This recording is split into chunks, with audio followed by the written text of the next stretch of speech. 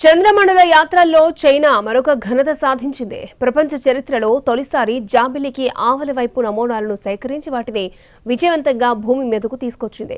చంద్రుడి రెండో వైపు నుంచి మట్టి శిథిలాలను మోసుకుని లూనార్ ల్యాండర్ చాంగే 6 వ్యోమనౌక భూమిని చేరుకుంది.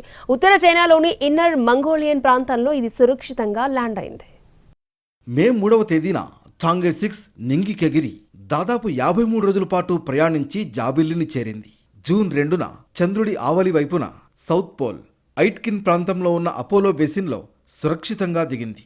ఈ మిషన్లో ఆర్బిటర్, ల్యాండర్, అసెండర్, రిటర్నర్ అనే 4 భాగాలు ఉన్నాయి. మూన్ సర్ఫేస్పై ఉన్న నమూనాలను రోబోటిక్ హస్తం సాయంతో సేకరించింది. డ్రిల్లింగ్ యంత్రాలను ఉపయోగించి దిగువనున్న ప్రాంతం నుంచి మట్టిని తీసుకుంది. అనంతరం వాటిని తీసుకుని భూమికి వచ్చేసింది.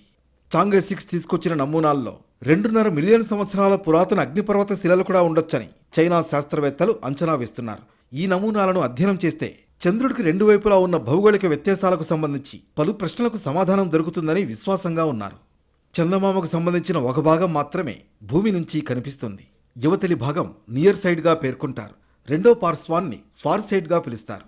ఇప్పటి వరకు అమెరికా, సోవియట్ యూనియన్తో పాటు చైనా కూడా పలుమార్లు నియర్ సైడ్ నుంచి నమూనాలను సేకరించి భూమికి తీసుకొచ్చాయి. అవతలి భాగం నుంచి మట్టి శిథిలాలను తీసుకురావడం ఇదే తొలిసారి. చంద్రుడి 2 ప్రాంతాలు పూర్తిగా వేరుగా ఉంటాయని రిమోట్ సెన్సింగ్ పరిశీలనల్లో వెల్లడైంది. యువతలి భాగం ఒకంత చదునుగా ఉంటుంది. అవతలి ప్రాంతం అంతా అంతరిక్ష శిలలో ఢీకొట్టడం వల్ల భారీ బిలాలు ఏర్పడ్డాయి. చంద్రుడి ఉపరితలం మందం కూడా 2 భాగాల్లో వేరుగా ఉన్నట్లు పరిశోధనల్లో తేలింది.